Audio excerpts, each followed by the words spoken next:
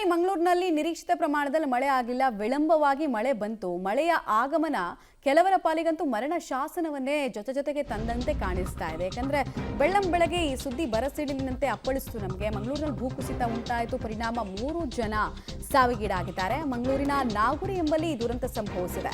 ಮನೆಯಲ್ಲಿ ಮಲಗಿದ್ದ 3 ಜನ ಶಾಶ್ವತವಾಗಿ ಚಿರನಿದ್ರೆಗೆ ಜಾರಿಬಿಟ್ಟಿದ್ದಾರೆ. ತಾಯಿ, 2 ಹೆಣ್ಣು ಮಕ್ಕಳು ದಾರುಣ ಸಾವಿಗೀಡಾಗಿದ್ದಾರೆ. ತಡೆಗೋಡೆ ಮನೆಯ ಮೇಲ್ ಬಿತ್ತು, ತಡೆಗೋಡೆ ಪ್ಲಸ್ ಮೇಲ್ಚಾವಣಿ, ಈ 3 ದೇಹಗಳ ಮೇಲೆ ಬಿದ್ದ ಪರಿಣಾಮ ಉಸಿರು ನಿಲ್ಲಿಸಿದ್ದಾರೆ ಅವರು. ಬಿಹಾರದಿಂದ ಪಾಪ ಮಂಗಳೂರಿಗೆ ಅಂತ ತುತ್ತಿನ ಚೀಲ ತುಂಬಿಸ್ಕೊಳ್ಳೋದಕ್ಕೆ ಬಂದವರು ಇವರೆಲ್ಲ. ನೋಡಿದ್ರೆ ನೋಡ್ತಾ ಇದ್ದ ಹಾಗೆ ಹೆಣವಾಗ್ಬಿಟ್ಟಿದ್ದಾರೆ. ಒಂದು ಇಡೀ ಕುಟುಂಬ ವಾಶ್ಔಟ್ ಆಗ್ಬಿಟ್ಟಿದೆ. ದುರಂತದ ಸ್ಥಳಕ್ಕೆ ಶಾಸಕ, ಮಂಗಳೂರು ದಕ್ಷಿಣ ಶಾಸಕರು ಅವರು ವೇದವ್ಯಾಸ್ ಕಾಮತ್ ಅವರ ಆಗಮನ ಆಗಿದೆ, ಪರಿಶೀಲನೆ ಆಗಿದೆ. ಇನ್ನು ಕೆಲವರನ್ನ ಉಳಿಸೋದಕ್ಕೆ ಸಾಧ್ಯ ಆಗಿದೆ ಅನ್ನೋದು ತಿಳಿದು ಬರ್ತಾ ಇದೆ. ಬಟ್ ಒಂದು ಇಡೀ ಕುಟುಂಬನೇ ಕ್ಷಣ ಮಾತ್ರದಲ್ಲಿ ಬಚಾವಾಗೋದಕ್ಕೂ ಅವಕಾಶ ಸಿಗಲಿಲ್ಲ, ವಿಧಿ ಅದಕ್ಕೂ ಕೂಡ ಅವಕಾಶ ಕೊಡಲಿಲ್ಲ. ಕುಟುಂಬನೇ ನಾಶ ಆಗಿರುವಂತಹ ಘಟನೆ. ಬಟ್ ಮಂಗಳೂರಿನಲ್ಲಿ ಇಂಥ ದುರಂತಗಳು ವರ್ಷಕ್ಕೆ ಅಟ್ಲೀಸ್ಟ್ 1-2 ಅಂತೂ ನಡೀತಾನೇ ಇದೆ. ಗುಡ್ಡದ ತಪ್ಪಲಲ್ಲಿರೋರಿಗೆ ಗುಡ್ಡನೇ ಟೈಮ್ ಬಾಂಬ್ ರೀತಿನಲ್ಲಿ ಆಗಿದೆ. ಇಷ್ಟಾದರೂ ಕೂಡ ಸ್ಥಳೀಯ ಜನಪ್ರತಿನಿಧಿಗಳಿರ್ಬೋದು, ಜಿಲ್ಲಾಡಳಿತ ಇರ್ಬೋದು, ಅಪಾಯಕಾರಿ ವಲಯದಲ್ಲಿರುವಂತಹ ಜನರನ್ನು ಸುರಕ್ಷಿತ ಸ್ಥಳಗಳಿಗೆ ಅಟ್ಲೀಸ್ಟ್ 1 ತಿಂಗಳು 2 ತಿಂಗಳು ಅಂತಾನು ಶಿಫ್ಟ್ ಮಾಡಿಸಲ್ಲ ಯಾಕೆ ಅನ್ನೋ ಪ್ರಶ್ನೆ ಪದೇ ನಮ್ಮನ್ನು ಕಾಡುತ್ತೆ. ಅಥವಾ ಏನಾಗಲ್ಲ ಬಿಡು, ಎಷ್ಟೊಂದು ವರ್ಷದಿಂದಿದ್ದಾರೆ, ತಲತಲಾಂತರದಿಂದಿದ್ದಾರೆ, ಆವಾಗ ಆಗದಿದ್ದು ಇವಾಗ ಆಗುತ್ತಾ ಅನ್ನೋ ಮೈಗಳತನ ಕೂಡ ಕಾಣಿಸುತ್ತೆ. ಈ ದುರಂತಗಳು ಮತ್ತೆ ಮರುಕಳಿಸೋದಕ್ಕೆ ಇದು ಕೂಡ ಪ್ರಮುಖ ಕಾರಣ.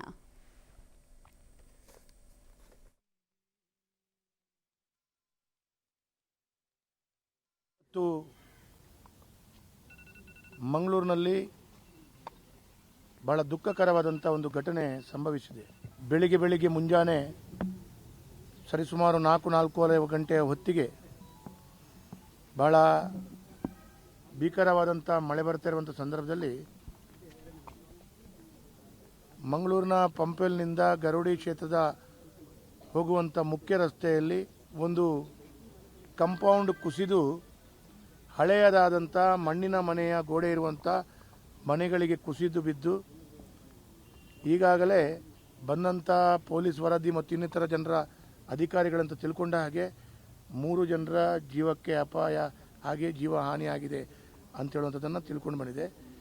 ಮಂಗಳೂರಿನಲ್ಲಿ ಸುರಿದಿರುವಂಥ ಮಳೆಗೆ ಗುಡ್ಡ ಕುಸಿತ ಆಗಿ ಮನೆ ಮೇಲೆ ಬಿದ್ದು ಈಗ 3 ಮಂದಿ ಸಾವನ್ನಪ್ಪಿದ್ದಾರೆ. 3 ಮಂದಿ ಈ ತೊಂದರೆಯಿಂದ ಪಾರಾಗಿದ್ದಾರೆ. ಅವರನ್ನು ರಕ್ಷಣೆ ಮಾಡಲಾಗಿದೆ. ನಾವು ಆ ಮನೆಯ ಸಮೀಪದಲ್ಲಿರುವಂಥದ್ದು, ಇಲ್ಲಿ ಇರುವಂಥ ಏನು ಮನೆ ಇದೆ, ಈ ಒಂದು ಮನೆಯಲ್ಲಿ 4 ಫ್ಯಾಮಿಲಿಗಳು ವಾಸ ಆಗಿತ್ತು. ಅಂದರೆ ಇದು 4 ಬಾಡಿಗೆಗಾಗಿ ಕೊಟ್ಟಿರುವಂಥದ್ದು. ಇದು ಒಬ್ಬರೇ ಮಾಲಕತ್ವದ ಒಂದು ಮನೆ.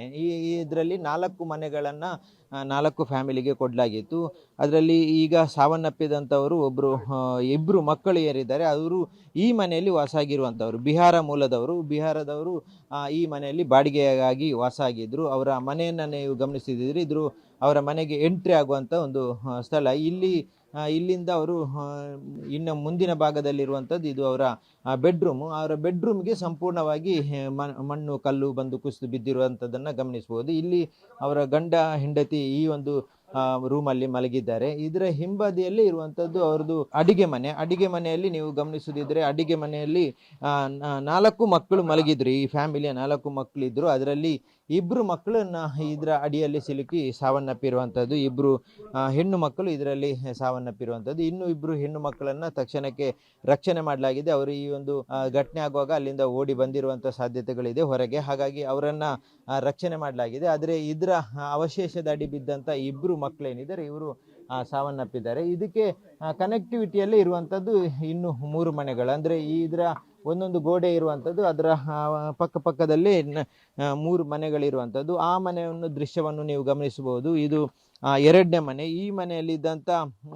ಮಹಿಳೆ ಶಾಂತ ಅನ್ನುವಂಥವ್ರು, ಅವರು ಗಂಡ ಹೆಂಡತಿ ಮಾತ್ರ ಇಲ್ಲಿ ಇದ್ರು. ಬಾಲಕೃಷ್ಣ ಮತ್ತು ಅವರ ಹೆಂಡತಿ ಶಾಂತ ಅನ್ನುವಂಥವ್ರು, 45 ವರ್ಷದ ಶಾಂತ ಅವರು ಈ ಮನೆಯಲ್ಲಿದ್ದರು. ಅವರು ಸಾವನ್ನಪ್ಪಿದ್ದಾರೆ. ಇದು ಅದರ ಇನ್ನೊಂದು ಭಾಗದಲ್ಲಿರುವಂಥ ಮನೆ, ಅಂದರೆ ಬಾಡಿಗೆಗಾಗಿ ಮಾಡಿರುವಂಥ ಮನೆ. ಇದು ಸುಮಾರು ಒಂದು 40 ವರ್ಷಗಳ ಹಿಂದಿನ ಮನೆ. ಇದು ಎಲ್ಲವನ್ನ ಮಣ್ಣಿನಿಂದ ಕಟ್ಟಿರುವಂಥ ಮನೆ. ಆ ಸಂದರ್ಭದಲ್ಲಿ ಹೆಚ್ಚಾಗಿ ಕಲ್ಲು ಯೂಸ್ ಮಾಡ್ತಾ ಇರಲಿಲ್ಲ. ಹಾಗಾಗಿ ನೀವು ಮಣ್ಣಿನ ಇಟ್ಟಿಗೆಯನ್ನೆಲ್ಲ ಗಮನಿಸ್ಬೋದು. ಇದು ಮಣ್ಣಿನ ಇಟ್ಟಿಗೆಯಲ್ಲಿ ಕಟ್ಟಿರುವಂಥ ಮನೆ. ಕೆಲವೊಂದು ಭಾಗದಲ್ಲಿ ಮಾತ್ರ ಕೆಂಪು ಕಲ್ಲನ್ನು ಕಟ್ಟಲಾಗಿದೆ. ಆದರೆ ಹೆಚ್ಚಿನ ಸ್ಥಳದಲ್ಲಿ ಇದು ಮನೆಯನ್ನು ಕಟ್ಟಿರುವಂಥದ್ದು ಮಣ್ಣಿಂದ.